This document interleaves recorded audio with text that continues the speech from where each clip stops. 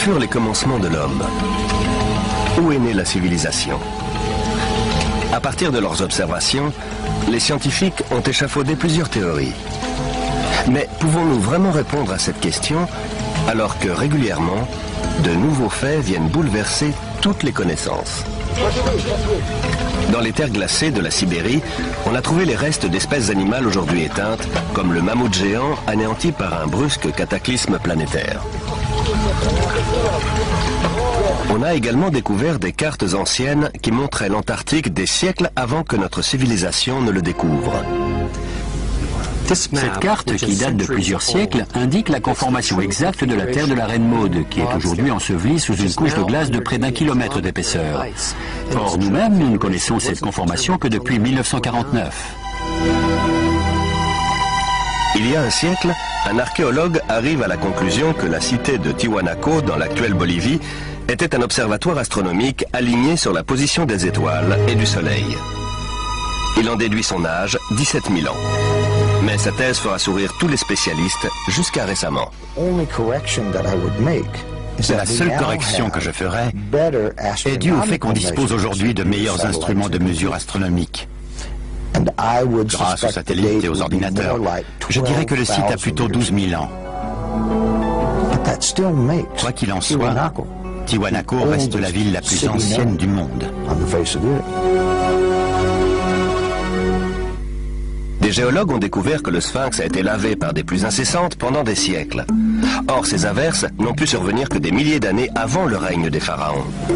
Est-ce à dire que le sphinx a été bâti bien avant l'aube de la civilisation? L'enjeu ici, c'est toute l'histoire de la civilisation. Il n'y a peut-être pas eu un déroulement linéaire de l'homme des cavernes débile à nous autres très intelligents avec nos bombes atomiques et notre dentifrice au fluor. Parfois, des faits nouveaux viennent bouleverser les théories dominantes. C'est sur ces faits que nous allons nous pencher aujourd'hui en compagnie de spécialistes qui élaborent de nouvelles théories susceptibles de changer notre regard sur l'histoire de la civilisation tout entière. Ce visage monumental a été sculpté par les Olmecs du Mexique. On pense qu'il y a 2000 ans au bas mot. Les traits sont nettement africains. Pourtant, les Noirs ne sont censés être arrivés en Amérique qu'après Christophe Colomb. Dans un ouvrage intitulé « L'archéologie interdite de l'Atlantide au Sphinx », Colin Wilson rassemble divers éléments indiquant l'existence d'une grande civilisation disparue à une époque antérieure à l'histoire.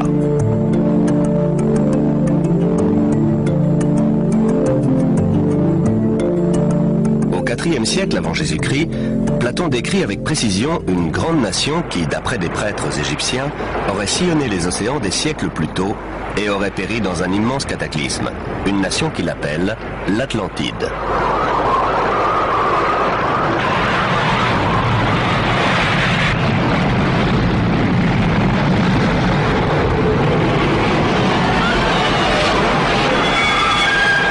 L'Atlantide, un grand cataclysme.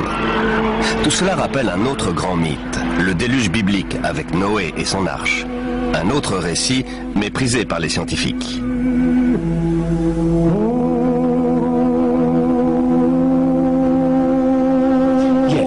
En qualifiant le déluge et l'arche de Noé de fables, les scientifiques ignorent tout simplement le fait qu'il existe des centaines de mythes analogues dans le monde. Sans compter que les récits hébreux et mésopotamiens font le même récit d'une catastrophe planétaire qui a quasiment éradiqué l'homme de la Terre avant l'histoire, c'est-à-dire avant la période dont on a des traces écrites.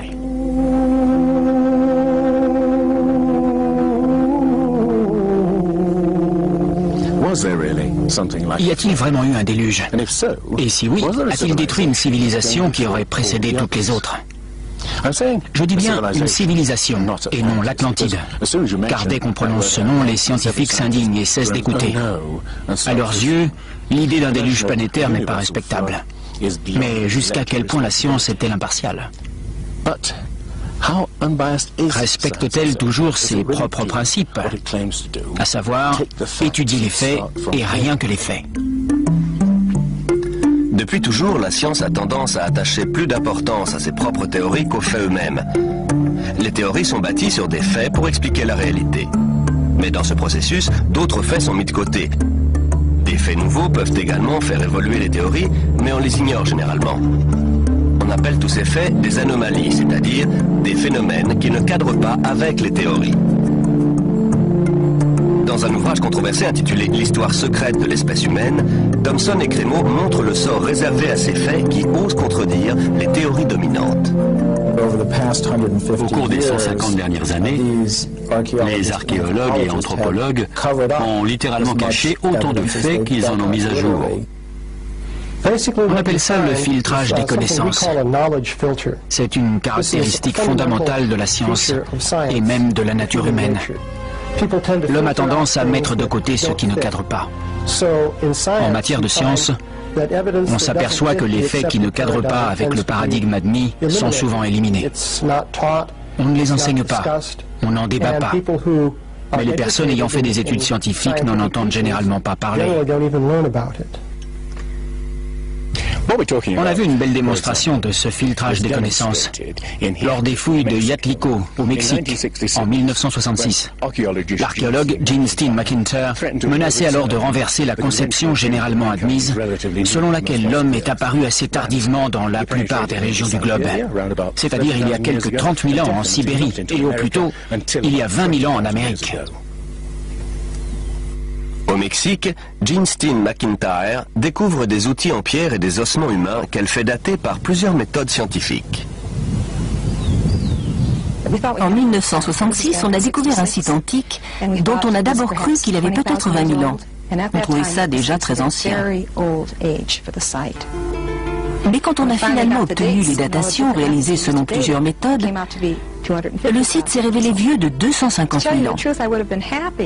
Pour être franche, un site de 20 000 ans m'aurait comblé. Ma carrière aurait été faite. Mais j'ai été naïve. Je m'en suis tenue aux datations. C'était les faits et je ne voulais pas m'en éloigner. Je n'ai pas compris que ça allait ruiner toute ma carrière.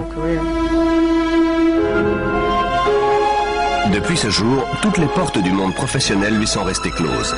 Le site a été fermé avec interdiction définitive de reprendre les fouilles. Cette année, soit 30 ans plus tard, d'autres archéologues ont découvert en Sibérie des traces de présence humaine remontant à quelques 300 000 ans. Une datation qui rend finalement la découverte de Jean Steen McIntyre moins invraisemblable qu'il n'y paraît. Ce n'est pas nécessairement une conspiration délibérée, au sens où des gens se réuniraient dans une pièce enfumée et décideraient de tromper sciemment les gens. C'est plus une autocensure qui se fait de manière spontanée au sein de la communauté scientifique. Quand un élément contredit la théorie dominante, les gens décident spontanément de ne pas en parler, de ne pas le révéler. Ce qui signifie que la science ne peut plus progresser comme on pourrait l'espérer.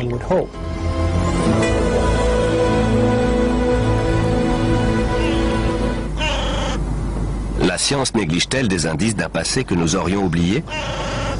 Les mythes parlant d'une civilisation disparue des milliers d'années avant le début de l'histoire peuvent-ils être vrais? Une nouvelle race de chercheurs étudie précisément les anomalies que la science tente à écarter. Les questions qu'ils posent pourraient bouleverser notre conception de l'histoire de l'homme. La forteresse Inca de Sacsayhuaman, d'un âge indéterminé, a été bâtie par un peuple qui ne possédait ni outils en métal dur, ni ciment, et ne connaissait ni la poulie, ni la roue, ni la grue.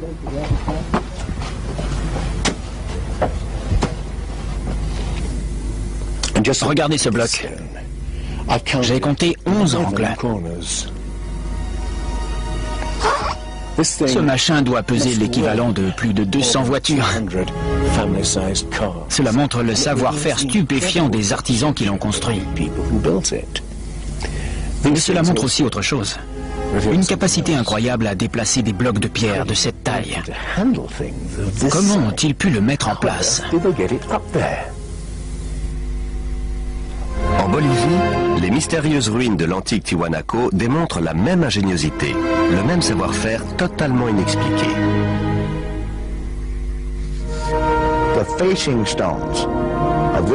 Les blocs de pierre frontaux ont été ajustés impeccablement. On a essayé d'introduire une épingle à la jointure des blocs. Impossible, à aucun endroit. Quelle perfection. Quand les conquistadors ont demandé aux Incas si c'était bien eux qui avaient bâti Tiwanaku, ils ont répondu que non. Ça a été construit des milliers d'années avant nous. Il est évident que ça a été construit par une civilisation très développée. Mais une découverte faite tout à fait par hasard montre bien son degré de sophistication. Les blocs de construction de Tiwanaku ne sont pas liés par du ciment, mais par une attache de métal des plus inattendues.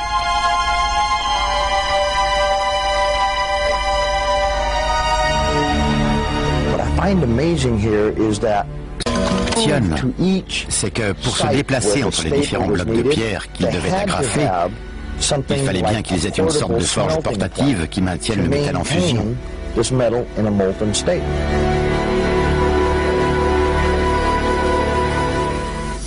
Ici, on retrouve le même genre d'agrafe en métal et les mêmes jointures très fines, comme celle-ci, en forme de L, qui révèle la même ingéniosité. Le Pérou? Non, le continent d'à côté, l'Afrique. Plus précisément l'Égypte, le pays des pyramides. Les 3 pyramides de Gizeh sont l'une des 7 merveilles du monde antique, l'exploit d'un peuple qui, lui non plus, ne connaît ni la roue, ni la poulie, ni la grue. Comment les Égyptiens ont-ils réussi à soulever des blocs de pierre d'une centaine de tonnes à une telle hauteur? Nos ingénieurs contemporains l'ignorent. Je suis ingénieur et je peux vous dire que pour soulever des blocs de ce poids aussi haut, il faut une grue spéciale. Comment les Égyptiens ont-ils réussi alors qu'ils ne disposaient pas de ce genre d'engin, qu'ils n'avaient même pas de poulie ni de roue, juste des outils rudimentaires en cuivre? Robert Bauval pense que la grande pyramide de Gizeh était bien plus qu'un tombeau. Pour lui, elle révèle un niveau technologique prodigieux. Dans Keeper of Genesis, les gardiens de la Genèse, coécrit avec Graham Hancock, il répertorie d'autres prouesses techniques inexpliquées. Chris Dunn est un expert du forage. C'est un travail incroyable et un vrai mystère. Comment ont-ils fait ça? Le sarcophage de la Chambre royale. Comment des ouvriers primitifs ont-ils réussi à faire en sorte que le sarcophage intérieur s'ajuste parfaitement au sarcophage extérieur en pierre au millimètre cube près? Une telle prouesse exige des connaissances étendues en physique. Cela reste une énigme, comme le forage à proprement parler. La méthode primitive classique consiste à utiliser un archet. On l'introduit dans la pièce avec du sable ou du diamant. Mais à mon avis, ça prend trop de temps. Ça demanderait des années de travail. Alors comment ont-ils fait? Il devait avoir des outils motorisés. Si on devait faire ça aujourd'hui, on introduirait la perceuse dans le granit à une vitesse de 5 millièmes de millimètre par révolution de la perceuse. Or, ils avançaient beaucoup plus vite que ça. Plus vite? Des chercheurs comme Chris Dunn s'interrogent sur la finalité du drôle d'outil représenté sur une frise cachée. Mais de là à imaginer une perceuse à moteur, cela semble un peu prématuré. Néanmoins, le mystère des pièces quasiment impossibles à forer reste entier. Regardez ça, cette précision incroyable. La régularité parfaite des murs de ce tombeau, destiné à des bœufs sacrés. Cela témoigne d'un degré d'habileté phénoménal. Évidemment, on pourrait aussi expliquer ça par des armées d'ouvriers condamnés à polir les murs pendant 10 ans. Mais il y a aussi un autre mystère, véritable cette fois, le mystère des vases égyptiens. Il ne s'agit pas de vases en terre comme celui-ci, mais de vases en albâtre, en basalte, ou même en diorite, qui est la roche la plus dure qui soit. Le mystère consiste en ceci.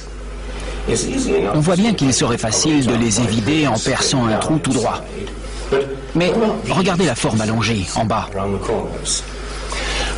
La technologie moderne est incapable de faire ça. Or, les anciens Égyptiens ont fabriqué des milliers de vases comme celui-ci. Certains remontent à 2000 ans avant l'origine présumée de la civilisation égyptienne. Alors, comment est-ce possible? Le mystère reste entier. Autre énigme. Comment les architectes égyptiens ont-ils pu aligner les pyramides sur les points cardinaux est-ouest et nord-sud avec une telle précision? Une précision qui dépasse même celle des architectes modernes.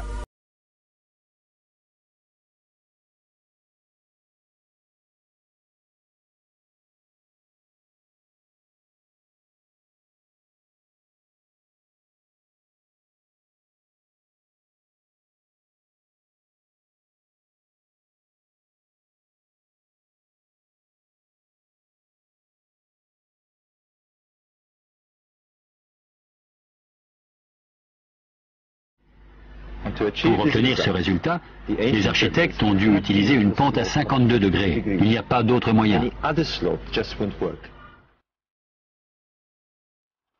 Mais les anciens Égyptiens ne sont pas les seuls à connaître pi. Le nombre transcendant est également à la base de l'inclinaison de la pyramide de Teotihuacan au Mexique et des angles étranges que ces architectes lui donnent. Les générations suivantes surnommeront la ville la Cité des Dieux.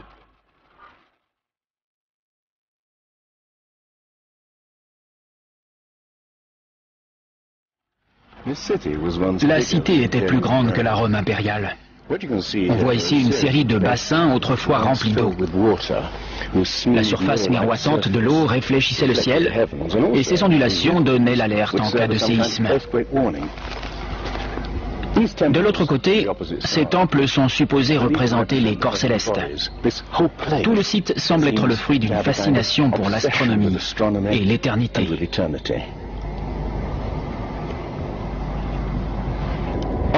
Aux équinoxes, le 21 mars et le 21 septembre, les pyramides projettent une ombre géante parfaitement alignée sur l'axe. Cela en faisait des horloges parfaites pour ce peuple obsédé par la mesure du temps et la précession des équinoxes.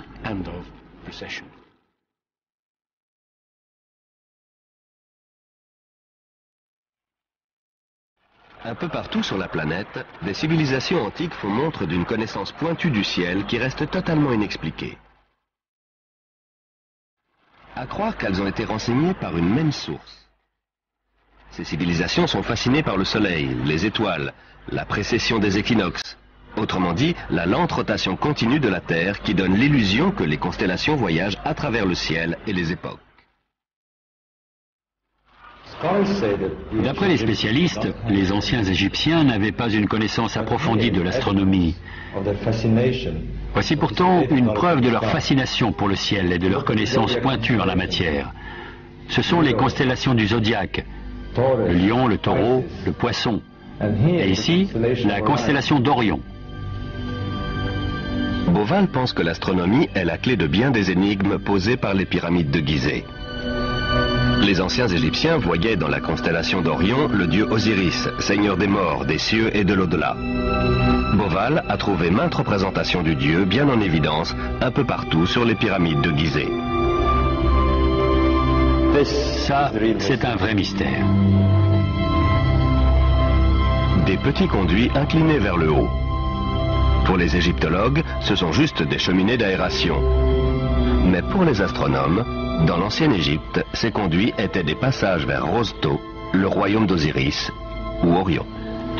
Pour les anciens Égyptiens, Orion était Osiris, le dieu de la résurrection. Voici une reconstitution du ciel en 2500 avant Jésus-Christ. J'ai été étonné de découvrir ceci.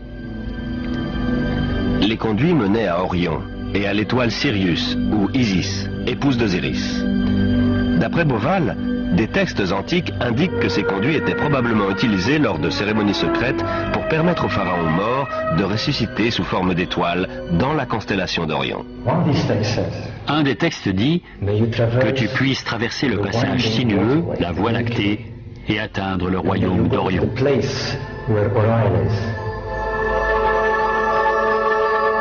D'après Bauval, Osiris a joué un rôle si central dans la conception des pyramides de Gizeh qu'elles ont été alignées sur le modèle exact des 3 étoiles de la ceinture d'Orion. Aussi fantastique que cela paraisse, cette corrélation n'est qu'un début. Car Bauval découvre également que les Égyptiens ont donné des noms d'étoiles à 2 autres pyramides construites à proximité. Il regarde alors une carte plus grande et découvre avec stupéfaction que c'est toute la constellation d'Orion qui est représentée au sol. Retour au Mexique. Teotihuacan présente une autre ressemblance avec les pyramides d'Égypte. Dans les légendes, cette ville est appelée la Cité des Dieux. Sa finalité semble être la transformation d'êtres humains en corps célestes. Autrement dit, la réincarnation sous forme d'étoiles. Exactement comme pour les pyramides de Gizeh, en Égypte. Voilà le secret de Teotihuacan.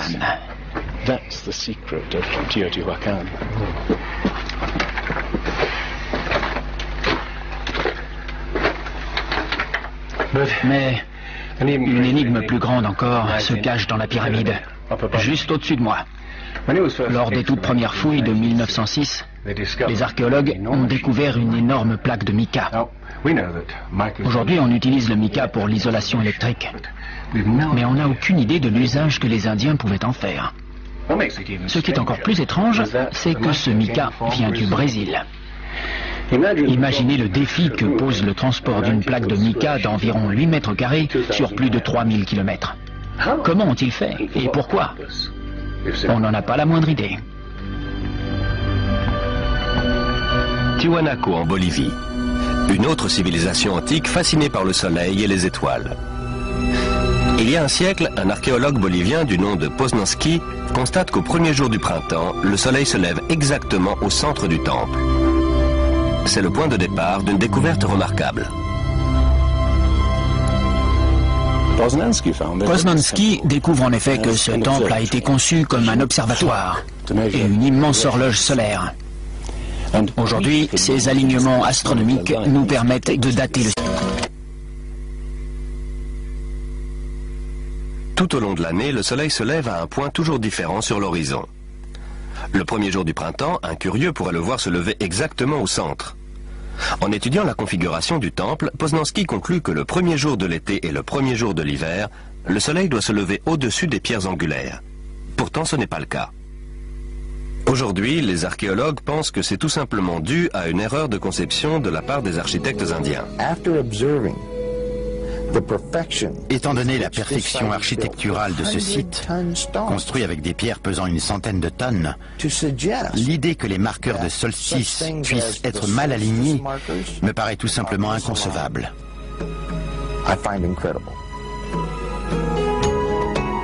Neil Steed va vérifier minutieusement tous les calculs de Poznański. En mesurant les angles des pierres angulaires et en les comparant à l'angle de la position actuelle du Soleil, il en déduit l'âge du site, 17 000 ans. Or, à l'époque, l'inclinaison de l'axe de la Terre n'était pas tout à fait la même qu'aujourd'hui, et le soleil de solstice se levait juste au-dessus des pierres angulaires.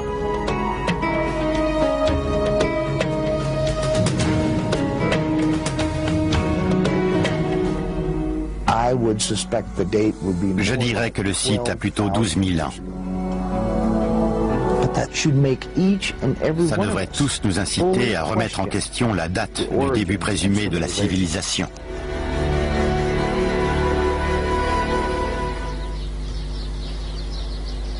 Se peut-il qu'une même civilisation oubliée de l'histoire ait laissé son empreinte à différents endroits du globe? D'après Platon, des prêtres égyptiens ont parlé d'une civilisation ayant existé il y a 12 000 ans. Pourtant, la science affirme que l'humanité a émergé à l'âge de pierre il y a environ 5000 ans seulement. L'homme peut-il avoir réussi ce saut des millénaires plus tôt? En Égypte, John West découvre que le sphinx de Gizeh n'a pas été exposé aux mêmes intempéries que son environnement immédiat, rongé par le sable et les vents du désert. Le sphinx présente en effet des marques d'érosion ondulées au lieu de marques horizontales.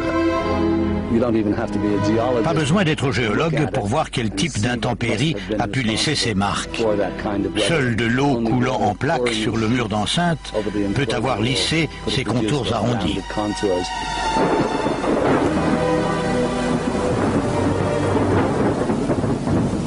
De l'eau? Dans le Sahara?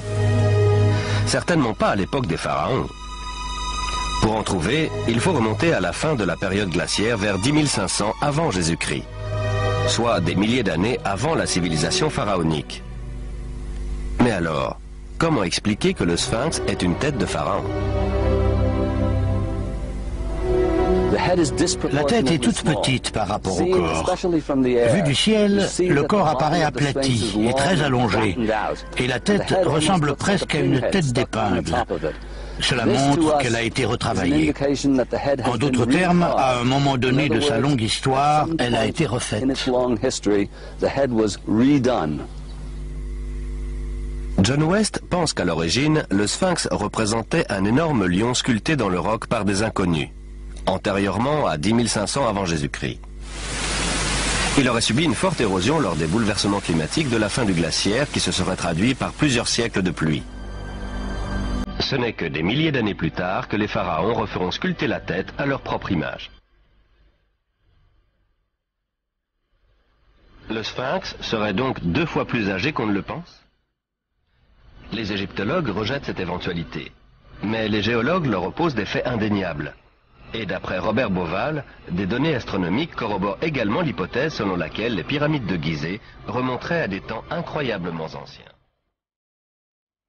En effet, la configuration du site correspond bizarrement à la position d'Orion vers 10 500 ans avant Jésus-Christ. À l'époque, le sphinx était tourné vers la constellation du Lion dont il était lui-même l'image. Et Orion entamait sa lente ascension qui allait marquer l'avènement d'une nouvelle ère. La position d'Orion, en moins 10 500, correspond exactement à la position des 3 petites pyramides érigées derrière les grandes. L'astronomie fournit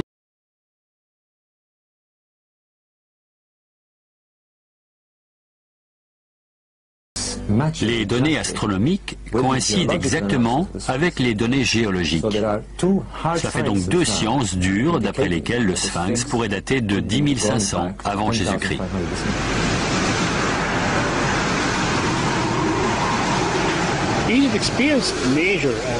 L'Égypte a connu des bouleversements majeurs à la fin de la période glaciaire, en particulier autour de 10 500 avant Jésus-Christ. Des crues exceptionnelles ont recouvert les plaines inondables. Cela a tout détruit dans la vallée du Nil et dans le delta en général.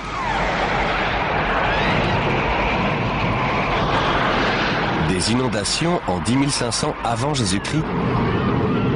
Les pyramides de Gizeh pourraient-elles avoir été bâties à une époque aussi reculée? Une époque à laquelle les mythes égyptiens font remonter la naissance d'Osiris et de ses compagnons qui ont émergé du chaos pour apporter les premiers fruits de la civilisation. Mais d'où venaient-ils?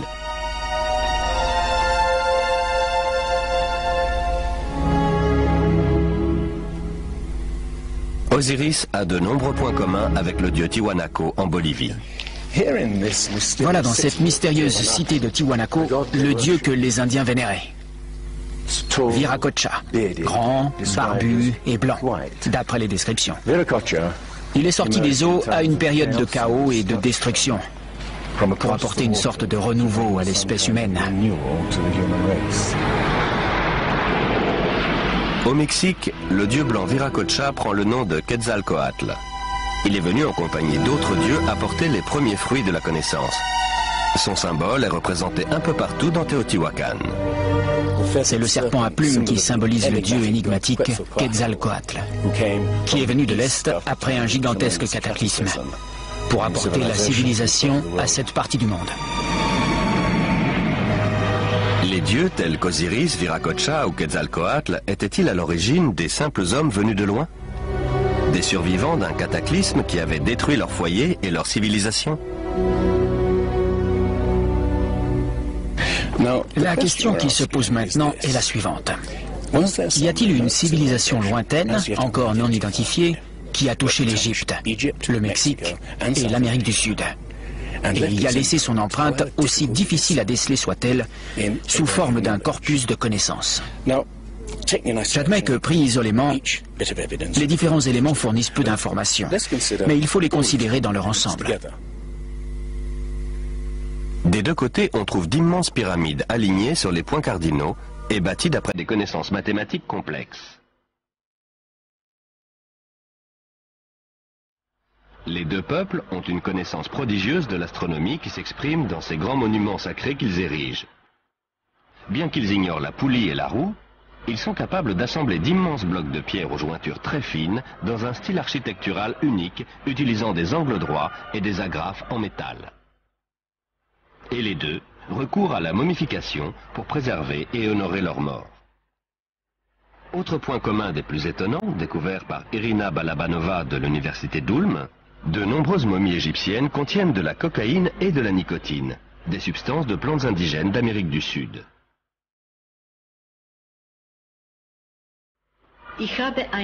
J'ai reçu une série de lettres d'insultes, presque de menaces. En résumé, elles disaient que mes découvertes étaient des inepties, de pures inventions, que c'était totalement impossible parce qu'il était prouvé qu'avant Christophe Colomb, ces plantes n'existaient qu'en Amérique et nulle part ailleurs dans le monde.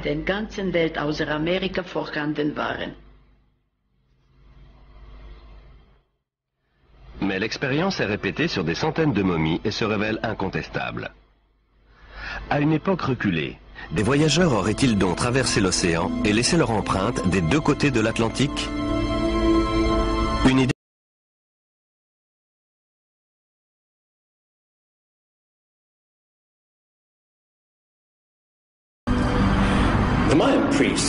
Les prêtres mayas utilisaient des tablettes pour prédire les éclipses du soleil et de la lune.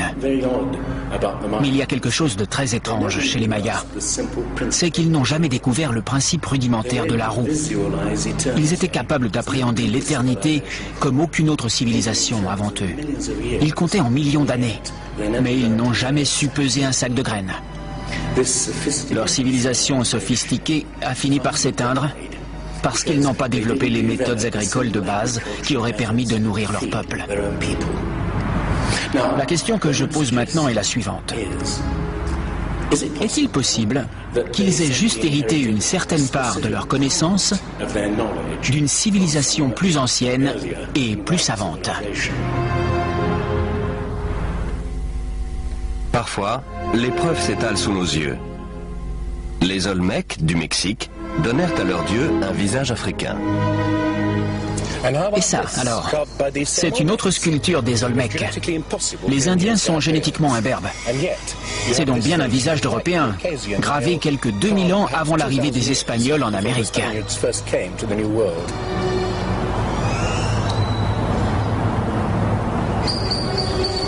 Bon, des visages africains et européens sculptés des siècles avant l'arrivée de Christophe Colomb.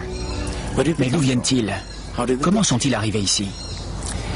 Comment sont-ils venus à influencer la civilisation la plus ancienne d'Amérique centrale, la culture mère du Mexique? Tout ce que les archéologues savent, c'est que les Olmecs se sont matérialisés d'un coup vers 1500 avant Jésus-Christ, avec toute leur sophistication. Il n'y a aucun signe d'une phase antérieure de développement de cette civilisation. Ce peuple, dont l'expression typique est la sculpture d'immenses têtes d'Européens et d'Africains, semble surgir de nulle part.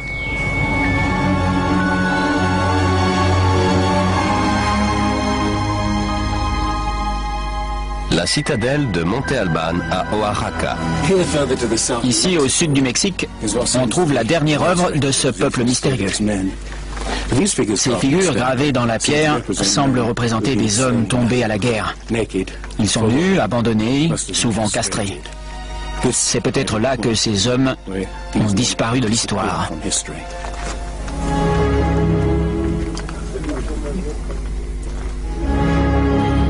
Alors, y a-t-il eu une civilisation raffinée qui a traversé l'Atlantique des siècles avant Christophe Colomb? D'autres éléments corroborent cette thèse. Des cartes antiques démontrent une connaissance de la planète qu'on n'a jamais pu expliquer. Tout au long du XXe siècle, une énigme va intriguer les scientifiques. C'est celle de la carte tracée en 1513 par l'amiral turc Piri Reis, qui représente des parties du monde supposées inconnues à son époque. Christophe Colomb n'a exploré que les Caraïbes. Il n'a pas exploré la pointe de l'Amérique du Sud qui débouche sur l'Antarctique, loin s'en faut. Pourtant, ces cartes représentent toute cette partie du globe de manière très précise. Et ce, bien avant que Colomb et les autres explorateurs européens ne s'y rendent. Cette carte, qui date de plusieurs siècles, indique la conformation exacte de la terre de la Reine Maude, qui est aujourd'hui ensevelie sous une couche de glace de près d'1 kilomètre d'épaisseur. Or, nous-mêmes, nous ne connaissons cette conformation que depuis 1949. C'est un vrai mystère. Les cartographes ont longtemps cogité sur l'étrange projection utilisée dans ces cartes. Elle s'apparente à celle employée dans les sous-marins nucléaires modernes qui calculent le monde en fonction de leur éloignement par rapport à un point de départ. Dans le cas présent, ce point est Sienne, l'actuelle ville égyptienne d'Assouan, foyer des cartographes de l'Antiquité. La carte semble déformée, mais ce n'est qu'une apparence. Elle fournit en fait une image précise de cette région de la planète. Mais ce n'est pas tout. À mon sens, la principale caractéristique de la carte de Piri Reis est qu'elle indique la longitude. Les Européens n'ont pas su faire ça avant le XVIIIe siècle. Or, cette carte date du XVIe. L'histoire de la longitude commence sur ces plages en 1707, alors que la flotte anglaise vient de quitter la Méditerranée en direction des côtes britanniques. À l'époque, on n'a pas de mal à calculer sa position par rapport au nord ou au sud. Il suffit de mesurer l'angle entre la surface de la Terre, le Soleil et les étoiles. En revanche, on ne sait pas calculer la longitude, c'est-à-dire la position par rapport à l'est ou à l'ouest. L'amiral anglais se met en colère lorsqu'un marin originaire du sud-ouest de l'Angleterre lui dit qu'il est à 20 milles trop loin à l'est et que la flotte risque de s'échouer sur les côtes. Ses officiers lui assurent que la flotte fait bonne route et l'amiral fait pendre le marin pour insubordination. Au moment de sombrer, l'amiral a dû regretter de ne pas l'avoir écouté. Des milliers d'autres bateaux ont déjà sombré. Mais la perte d'une flotte entière va accélérer la quête d'un instrument capable de mesurer la longitude avec précision. Il faudra encore attendre 2 générations avant d'y parvenir. Pourtant, la carte de Piri Reis, tracée 250 ans plus tôt, indique bel et bien les longitudes. Sur la carte de Piri Reis, une mention indique qu'elle a été compilée à partir de nombreuses autres cartes. Il s'agit d'une copie de copie de copie. La plupart des spécialistes pensent que ces cartes remontent au moins à l'époque d'Alexandre le Grand. Mais en fait, elles sont beaucoup plus anciennes que ça.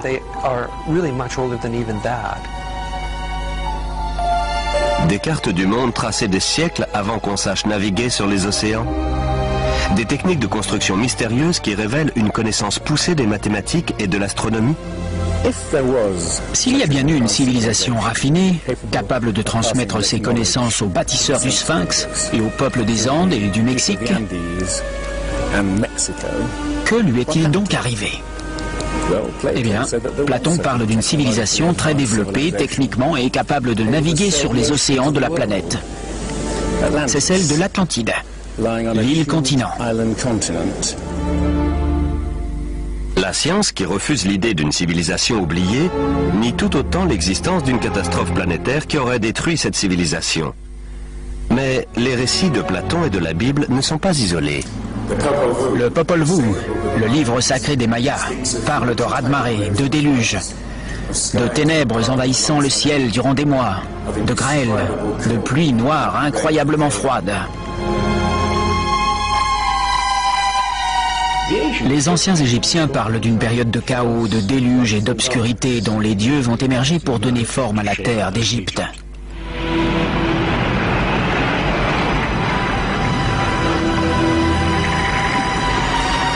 Le disque solaire des Aztèques parle de 4 cycles de destruction. Par l'eau, par le feu, par le vent et par la guerre et le sang. Il prédit aussi la fin du monde dans un cataclysme venu des entrailles de la Terre.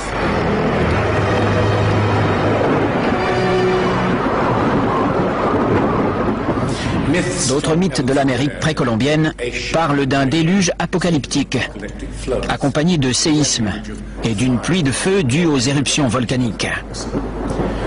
Tous parlent avec un réalisme dérangeant d'un passé qu'on ne peut ni se rappeler avec précision, ni oublier totalement. Les scientifiques sont enclins à penser que le déluge est le fruit de l'imagination des poètes de l'Antiquité. Mais imaginez qu'ils se trompent. Imaginez qu'une série de catastrophes naturelles terribles a effectivement réduit nos ancêtres à une poignée de clans éparpillés sur toute la planète. Ce qu'on cherche, c'est une époque dans laquelle les mythes se glisseraient aussi facilement que le pied de Cendrillon dans la pantoufle de verre. La première piste est fournie par le gisement fossile de La Brea en Californie, sorte de fosse commune qui abrite plus d'1 million d'animaux fossilisés et qui est aujourd'hui transformée en parc d'attractions. Juste en dessous de la surface se trouve le gisement de pétrole de Salt Lake. L'asphalte poisseux suinte par les fissures et les animaux se retrouvent englués à jamais. On a une collection incroyable d'animaux qui ont été piégés ainsi durant les 40 000 dernières années. Le gisement fossile est comme une fenêtre ouverte sur une époque reculée où prospéraient des animaux qu'on ne pensait pas indigènes d'Amérique. Les mammouths, les éléphants, les rhinocéros, les paresseux géants, les tigres à dents de sabre et même les chevaux et les chameaux. Puis, un grand cataclysme les a tous anéantis, apparemment en l'espace de quelques décennies seulement. Cela s'est passé vers 10 500 ans avant Jésus-Christ, il y a quelques 12 000 ans. Les grands animaux, autrement dit tout animal plus grand qu'un coyote, ont disparu pour la majorité en quelques décennies. C'est effectivement ce qu'on peut appeler une grande catastrophe. Voici le relevé de la catastrophe survenue à la fin de la période glaciaire vers 10 500 ans avant Jésus-Christ. Les températures, qui avaient été relativement stables pendant des milliers d'années, augmentent subitement. Le climat se réchauffe de plus de 5 degrés en un clin d'œil. 3 à 5 années seulement. Telle est la prodigieuse découverte des scientifiques qui ont percé la calotte glaciaire du Groenland pour en savoir davantage sur les changements atmosphériques. Certains appellent la calotte glaciaire du Groenland la pierre de Rosette du climat, parce qu'on a vraiment fait une découverte majeure en apprenant que le climat pouvait se modifier aussi subitement. Ce changement s'est fait en quelques années, entre 3 et 20, un peu comme ce que l'on voit aujourd'hui. On a découvert des modifications chimiques phénoménales dans la nature de la glace. On a aussi découvert que pendant la période de la fonte des glaces, le volume et la concentration des dépôts volcaniques ont été nettement plus importants qu'à n'importe quelle autre période, sachant qu'on a étudié les 110 000 dernières années.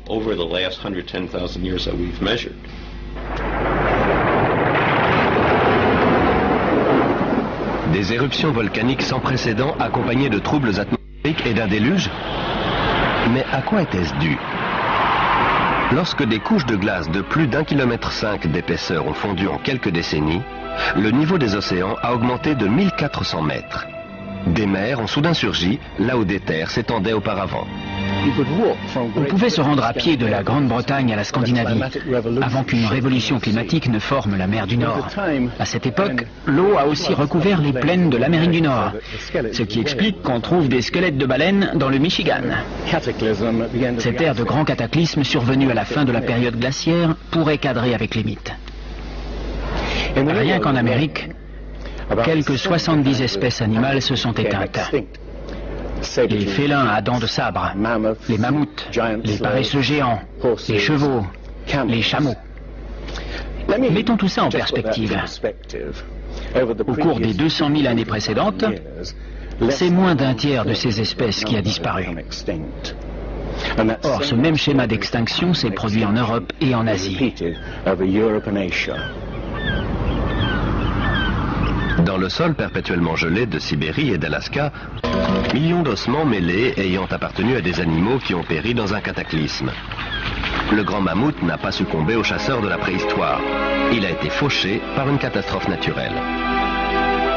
Au début du XXe siècle, des trappeurs sibériens découvrent le squelette gelé d'un animal gigantesque. On le déterre, puis on l'analyse. Son estomac contient les restes de plantes poussant sous un climat tempéré. L'animal a été congelé à une vitesse qui dépasse les capacités des congélateurs les plus modernes. Ce dont on est sûr, c'est qu'il y a 12 000 ou 13 000 ans, un grand froid s'est abattu sur la Sibérie, qui ne s'est plus jamais réchauffé depuis. L'énigme des mammouths congelés en quelques heures a suscité quantité d'anecdotes, certaines véridiques, d'autres non, comme celle des steaks de mammouth servis à Fairbanks, en Alaska. L'une des anecdotes probablement authentiques est rapportée par le baron Wrangel, un naturaliste russe du XIXe siècle. Sur l'île qu'il découvre dans l'archipel des îles aux ours, au nord de la Sibérie, et à laquelle il va donner son nom, le sable était littéralement retenu par des digues de défense de mammouths et d'ossements d'autres animaux disparus lors d'une mystérieuse catastrophe primitive. Ces extinctions de masse, cette terrible activité volcanique, la rapidité de la fonte des glaces, tout cela semble indiquer qu'une immense révolution climatique a eu lieu il y a environ 12 000 ans. Mais la cause de cette révolution reste énigmatique. Qu'est-ce qui a donc causé la fin de la période glaciaire? Qu'est-ce qui a pu provoquer un cataclysme mondial? L'une des meilleures hypothèses avancées est celle de l'Américain Charles Hapgood. Il parle d'un déplacement de l'écorce terrestre. Selon lui, l'écorce de toute la planète aurait glissé subitement. L'écorce terrestre ne représente que 0,3% de la masse totale de la planète. Mais elle peut glisser, comme l'écorce d'une orange si elle n'était pas solidaire de la chair. L'écorce terrestre, plus fine qu'une coquille d'œuf, repose sur un magma liquide en fusion. En la matière, la théorie dominante est celle de la tectonique des plaques, c'est-à-dire la lente dérive des continents sur des centaines de millions d'années. Les scientifiques ont commencé par rejeter cette théorie pendant plus de 50 ans. Aujourd'hui, ils refusent de croire que l'écorce terrestre puisse glisser subitement d'un seul bloc. L'hypothèse du déplacement de l'écorce terrestre a toutefois fasciné un grand chercheur. S'il avait vécu plus longtemps, on aurait donné plus de crédit à cette thèse. Le nom de ce scientifique, Albert Einstein. Il a dit en résumé, quand je suis tombé sur les travaux de Hapgood, j'ai été comme électrifié. C'est une idée simple, mais qui pourrait expliquer toute une série de problèmes. Pour Hapgood, la question à poser était quel mécanisme a pu mettre toute l'écorce terrestre en branle? Et c'est Einstein qui a suggéré une réponse. À l'époque, l'énorme masse de glace qui se forme au pôle peut atteindre plus de 3 km d'épaisseur. Elle s'étend jusqu'au milieu du continent américain. Si ces milliards de tonnes de glace se forment de manière déséquilibrée, ils peuvent faire vibrer toute la planète, comme une roue quand on place un énorme poids sur son bord. Et cette vibration serait suffisante pour provoquer un glissement de l'écorce terrestre.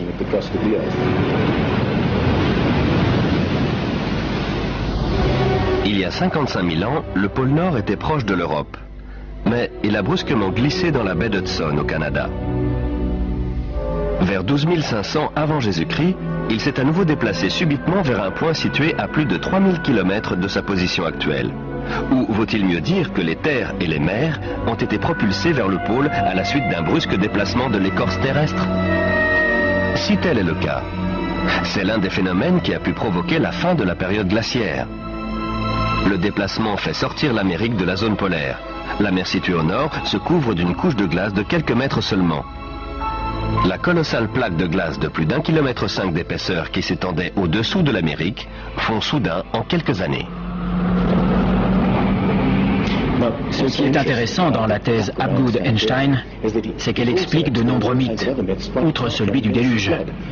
Des mythes qui parlent de séismes terribles, de catastrophes volcaniques, d'une pluie noire descendant du ciel, de pays entiers soudain couverts de gel. On voit bien que c'est exactement ce qui pourrait arriver si l'écorce terrestre glissait brusquement. D'un coup, des régions froides deviendraient chaudes. Et des espèces comme le mammouth de Sibérie, qui a congelé en un rien de temps, seraient exterminées. Si un déplacement de l'écorce terrestre a réellement provoqué un déluge qui a anéanti toute une civilisation, où vivait cette civilisation? Les spécialistes avancent diverses hypothèses. L'île grecque de Santorin, détruite par une éruption colossale. La cité antique de Troie. L'île allemande de Helgoland, emportée presque tout entière par la mer du Nord. On a aussi cherché des continents engloutis sous l'océan Atlantique, mais sans jamais rien trouver. C'est bien cela qui a disqualifié l'Atlantide de Platon aux yeux des scientifiques. Les océanographes ont dressé la carte des fonds marins de l'Atlantique et du Pacifique. Et il n'y a pas de continent disparu. Quoique... Platon décrit l'Atlantide comme une île-continent parcourue de montagnes et perdue au beau milieu d'un vrai océan. Le vrai océan est bien entendu l'océan planétaire. Ce n'est que plus tard qu'on a divisé les eaux en différents océans, Atlantique, Pacifique, etc. En réalité, il n'existe qu'un seul océan immense. Certains mythes des 4 coins du globe sont très explicites sur ce qui s'est passé. Dans la littérature védique, l'île est non seulement détruite par un déluge, mais en plus, elle finit recouverte de neige et de glace. Donc, il faut chercher une île couverte de glace au milieu de l'océan. L'Antarctique est une très bonne candidate. Si le pôle Nord s'est déplacé, le pôle Sud aussi. D'après Flemhatt, une partie de l'Antarctique se trouvait dans une zone tempérée il y a 12 000 ans. Elle peut très bien avoir abrité une civilisation qui a disparu lorsque le continent s'est rapproché du pôle Sud. Pour lui, c'est ce qui explique ces cartes montrant des régions de l'Antarctique telles qu'elles sont sous la glace. L'amiral turc Piri Reis fait preuve d'une connaissance de l'Antarctique tout bonnement impossible à son époque. Les services cartographiques de la marine, mais aussi de l'armée de l'air, disent « Nous avons comparé les montagnes et les sommets et la similitude est étonnante. » Ce qu'il faut souligner, c'est qu'on ne parle pas d'une seule et unique carte, celle de Piri Reis, qui pourrait être mise de côté, mais de dizaines de cartes. La carte de Phineus, par exemple, est très précise concernant la configuration générale de l'Antarctique. Elle indique des rivières qui existent bel et bien, mais qu'on ne connaissait pas au XVIe siècle. Nous n'avons pas découvert le continent antarctique avant les années 1800. Alors, comment des cartographes européens ont-ils pu le représenter des siècles plus tôt? La seule explication possible, d'après Flemhatt, est qu'ils ont copié des copies de cartes qui remontent à des lustres. À leur époque, ces informations n'étaient pas censées exister. Ce n'est qu'au cours des 25 dernières années qu'on a découvert l'existence de l'Antarctique sous la calotte polaire. C'est un continent bordé de quelques îles, avec une mer de glace entre les deux. Or, tout cela, cette carte le montrait déjà. Ces îles correspondent à cette région. Les chutes de neige sont très importantes ici et quasiment inexistantes là. Ces îles devaient n'en former qu'une avant de se rattacher au continent.